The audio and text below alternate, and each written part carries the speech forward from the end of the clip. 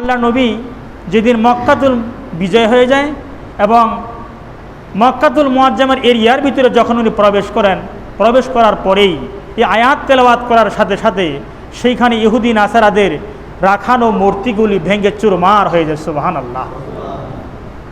তো আল্লাহ রাব্বুল ইজ্জত শুধু রসুলের উপর একটি আয়াত নাজিল করছেন, এই আয়াত তো শুধু আল্লাহ নবী তেলাওয়াত করছেন বিজয়ের পরে, ওয়াজাআল হক ওয়াজাহাকাল বাতিল ইন্নাল বাতিলা কানা যাহুকা, সত্য এসেছে আর মিথ্যা বিলুপ্তি হয়েছে, নিশ্চয়ই মিথ্যার চাইতে সত্য অনেক শক্তিশালী।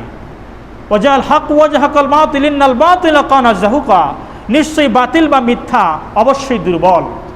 তো আল্লাহ রাব্বুল ইজ্জত মক্কাতুল মুআজ্জামে আল্লাহ নবীকে শিক্ষা দেওয়ার কারণে সেই দিন থেকে মক্কাতুল মুআজ্জামায় সেখানকার মূর্তিগুলি আল্লাহ রাব্বুল ইজ্জতের নির্দেশে অটোভাবে ভেঙে চুরমার হয়ে পড়েছিল বলি সুবহানাল্লাহ বিহামদিহি।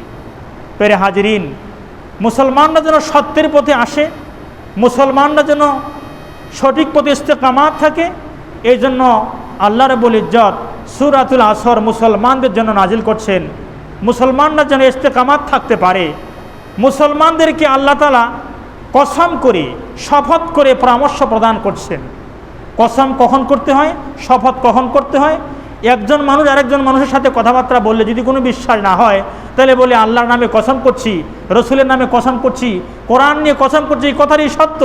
তো মানুষকে বিশ্বাস করবার জন্যই আল্লাহ এবং রসুলের দোহাই দিয়ে কসম করছি, কোরআন নিয়ে কসম করছি। তো আল্লাহ যখন মানুষকে কোনো কথা বলবেন তখন আল্লাহ কার নামে কসম করবেন? তখন আল্লাহ তাআলা তার গুরুত্বপূর্ণ বিষয়ের উপর, গুরুত্বপূর্ণ জিনিসের উপর আল্লাহ রাব্বুল ইজ্জত কসম করেন। সুবহানাল্লাহ। আল্লাহ তাআলা নিজেও কসম করছেন পবিত্র কোরআন শরীফে, যাতে করে মুসলমানরা অবশ্যই বিশ্বাস করে একে তো আল্লাহ বলছেন, একে তো আল্লাহর কথা, আর তিনি আবার কসম করে বলছেন। ওয়াল আসরি, আল্লাহ তাআলা বলছেন কসম আসরের, কসম সময়ের। ইন্নাল ইনসানা লাফি খুসরি, নিশ্চয়ই সমস্ত মানুষ ক্ষতিগ্রস্তের মধ্যে নিমজ্জিত।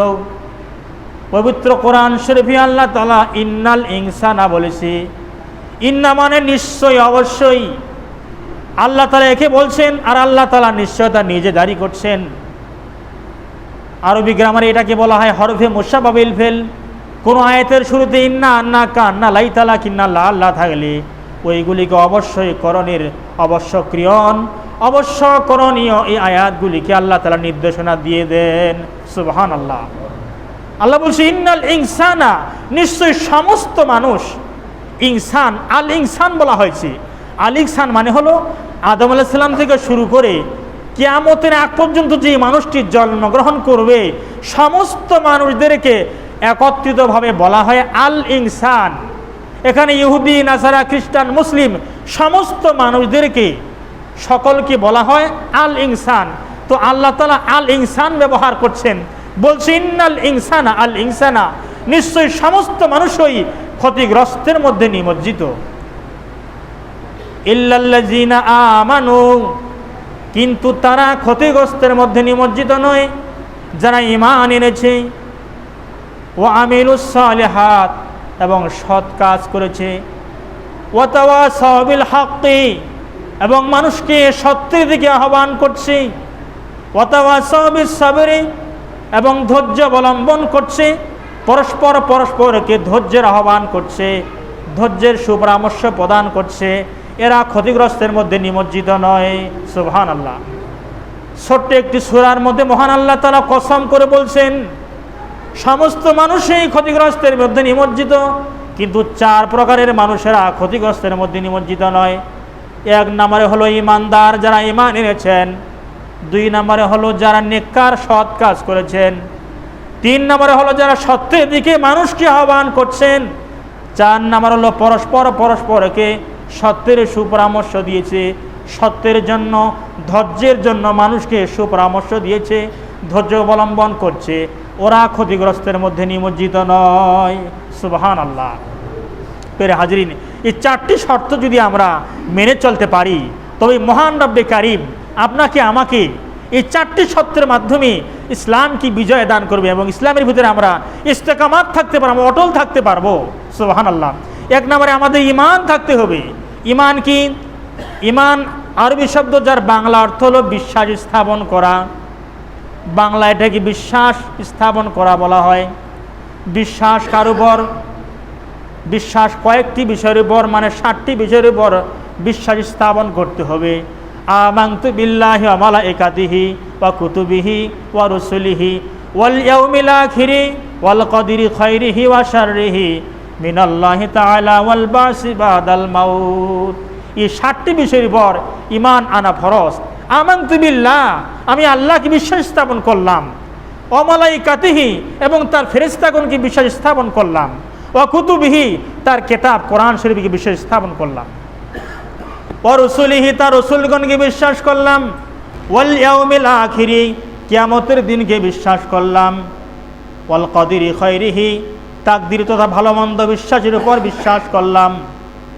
মিনাল্লাহি তাআলা ওয়াল বাসি বাদাল মাউত, যে মহান রব্বে কারিমের পক্ষ থেকে আসে, মৃত্যুর পরে নতুন করে পুনরায় জীবিত হওয়ার প্রতি বিশ্বাস স্থাপন করলাম। সুবহানাল্লাহ। এই 7টি বিষয়ের উপর বিশ্বাস করার নামই হলো ঈমান। ঈমানের স্তর হলো 3টি। হাদিস শরীফে আসছে, তাকরার বিল লিসান, মুখে স্বীকৃতি প্রদান করা।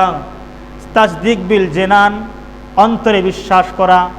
আল আমালু বিল আরকান, বাস্তব রূপে পরিণত করা। সুবহানাল্লাহ। ঈমানের এই 3টি স্তর আল্লাহ নবী প্রদান করছেন। একটি হলো মুখে স্বীকার করতে হবে, 2 নম্বরে অন্তরে বিশ্বাস স্থাপন করতে হবে, আর 3 নম্বরে আমলে পরিণত করতে হবে। এই 3টি শর্ত হলো ঈমানের। সুবহানাল্লাহ। তো প্রথমে আমরা ঈমান আনবো আল্লাহর উপরে। আল্লাহর উপরে ঈমান আনার পরেই খালি মুখ দিয়ে বলবো না যে মহান আল্লাহ তাআলা সৃষ্টিকর্তা, বরং অন্তর দিয়েও বিশ্বাস করব। আর আল্লাহ তাআলার যে হুকুমগুলি তা নিজের জীবনে বাস্তবায়ন করার নামই হলো আমালু বিল আরকান। আল্লাহ তাআলা রাসূলুল্লাহকে পাঠিয়েছেন প্র্যাকটিক্যাল নবী হিসেবে, প্র্যাকটিক্যাল আদর্শ দেওয়ার জন্য, মানুষকে শিক্ষা দেওয়ার জন্য।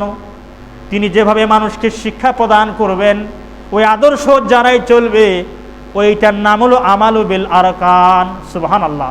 উনি হলো প্র্যাকটিক্যাল, উনি বাস্তব রূপ প্রদান করছেন। ওটা দেখে দেখে, ওনাকে দেখে দেখে সাহাবায়ে কিরাম জীবন করেছেন। সুবহানাল্লাহ।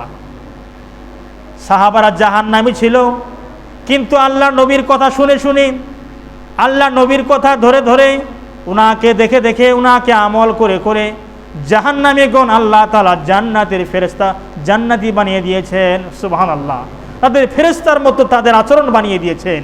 এজন্য আল্লাহ তাআলা 10 জন সাহাবীকে জান্নাতের সার্টিফিকেট পৃথিবীতে দিয়েছেন, শুধু আল্লাহ নবীর কথাগুলি শুনে শুনি। উনি শুধু আল্লাহ নবীকে দেখছেন, কথাগুলি শুনছেন, মানছেন, ওনার জীবনকে নিজের জীবনে বাস্তবায়ন করছেন। এই নিজের জীবনের সাথে আল্লাহ নবীর জীবনীকে মিলিয়ে রাখার কারণেই সাহাবায়ে কিরামের উপর, 10 জন সাহাবীর উপর জান্নাতের সুসংবাদ আসছে পৃথিবীতে। সুবহানাল্লাহ বিহামদিহি। প্রিয় হাজিরিন, আমরা যেন এই জান্নাতের সুসংবাদ প্রাপ্ত সাহাবীদের অনুসরণ করতে পারি। ওদেরকে অনুসরণ করতে পারলে পরে আমাদের জীবনে তেমন জান্নাতের সুসংবাদ আমাদেরও আসতে পারে।